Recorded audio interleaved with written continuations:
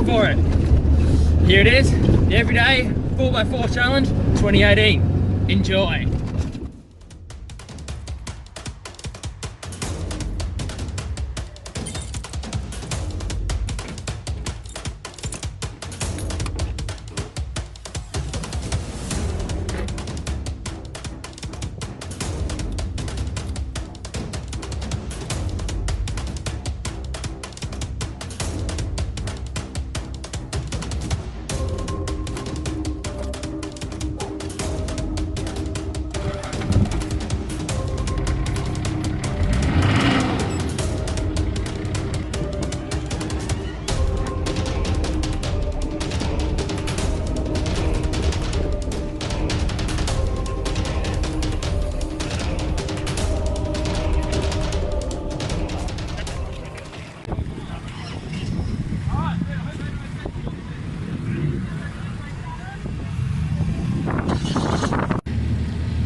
First stage of the day.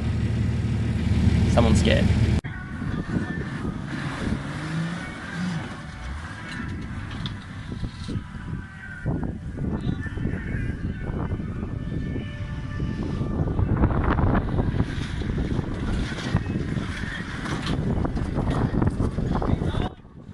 This was one of the faster tracks of the day.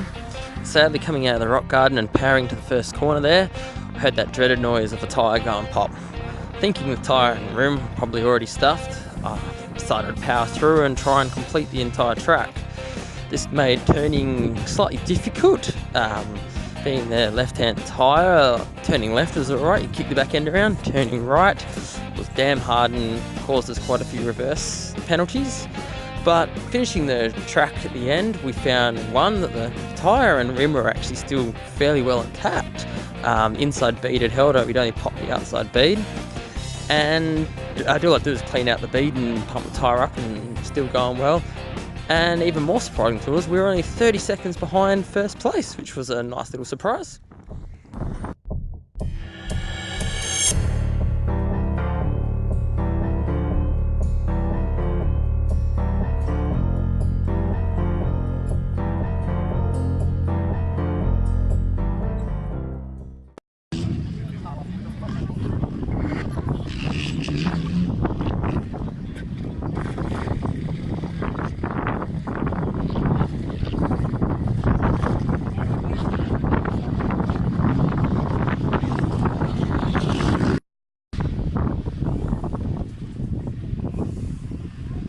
Right inside, there you go.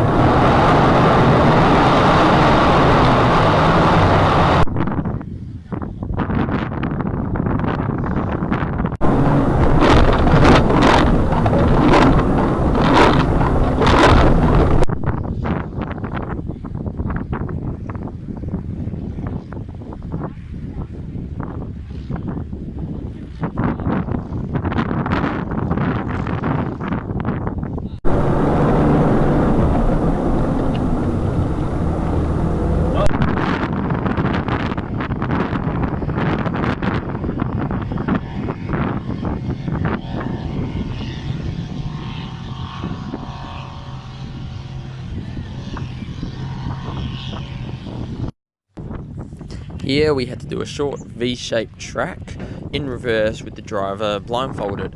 For this one we decided to let our navigator reach drive and I'd guide him through it. The first little stretch consisted of a few wombat holes, perfectly located to bounce your car around without hitting the bunting, which wasn't much wider than the car. Then you come up to the little hairpin bend, which we actually surprisingly did in one foul swoop. A lot of people had to do a forward back motion to get through it without hitting bunting. And then the second half was a couple of pine logs placed across the track that you had to try and bounce over without hitting. We were doing really well up to this point until our two-way died while I was trying to guide Reese to straighten up the wheels, causing us to hit one bunting. We still pulled off a very good time though.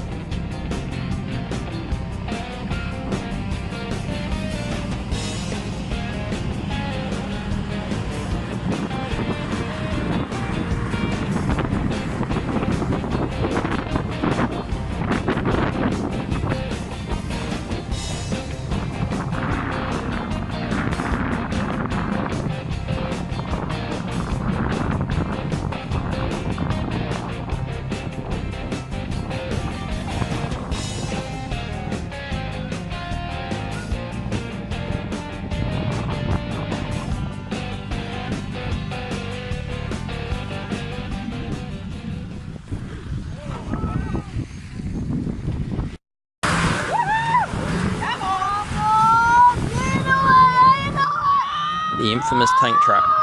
While we didn't make it out of it, a lot of cars only made it as far as the mud hole and stopped dead in their tracks.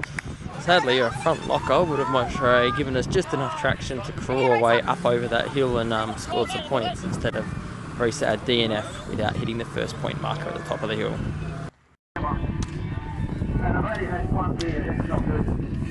Where are you facing? Can you do this stuff? Are you ready to step up the fight?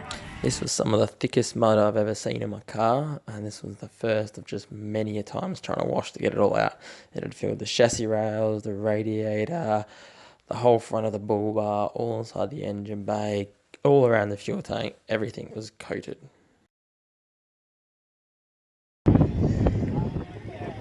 I was in that middle of that divorce, so I needed stress relief, and that's what this was. Yeah, I run machinery, so machinery has to.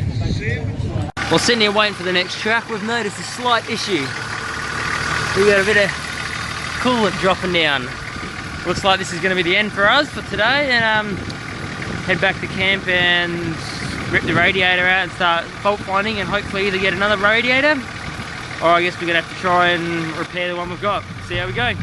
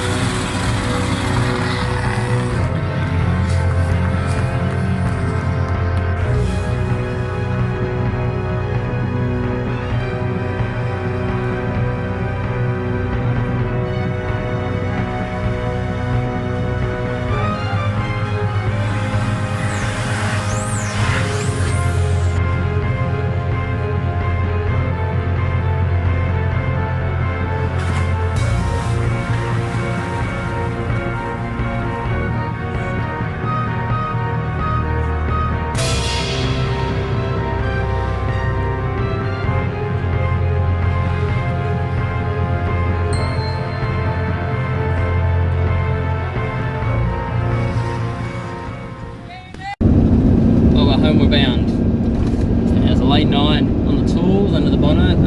Ended up we'd split a tube in the radiator, so I wasn't able to find another radiator. So what we've done instead is we ripped the radiator. So we ended up pulling it out 2 or 3 times, but we've found that only one tube was split, so we've kind of twisted it up either side to try and shut off that just that one tube. Done a few little crimps along it as well to also try and just give a bit more sealing, and then we had a bit of pepper because we just couldn't get it to fully seal. I think we were working until about 9 o'clock at night, so I at least got to hit the end of the music festival and had catch a couple of drinks and a few tunes. So on the way home we've had to take it easy. We're trying to get too much pressure in the radiator basically so it doesn't pop open. So one trick I had a mate teach me was with the radiator cap, we've only turned it on like half a turn from being hard, being tight, so it doesn't build, it releases pressure easier basically. And we're not going over 80 k's an hour, we're just taking it real easy, and I'm trying to make sure temp gauge doesn't get over 80 degrees either, which aftermarket gauges, it's great. Thankfully we're sitting in the mid to high 70s, we're taking it easy. What we have noticed though is while driving on is something's not quite right, either with the steering or something.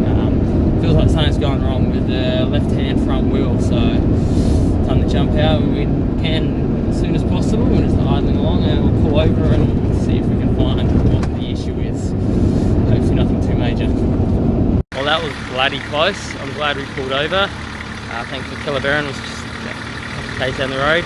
Pull up and we got out and we noticed that front passenger wheel was on like one hell of an angle. It wasn't looking good. Closer inspection realised that the wheel nuts started coming loose and the whole wheel was just wobbling away. So we jacked it up, ripped the wheel off.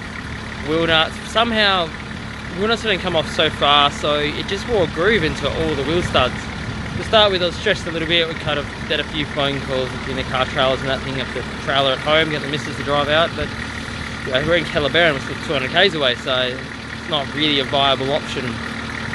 So the next option was thankfully we got 2 spares. The rim was stuffed that was on the car, but there's just enough thread in there. Maybe we can line the wheel back up and use a little bit of thread, all the wheel nuts, and do it up. So good reason to carry 2 spares because we'd already used one in the comp.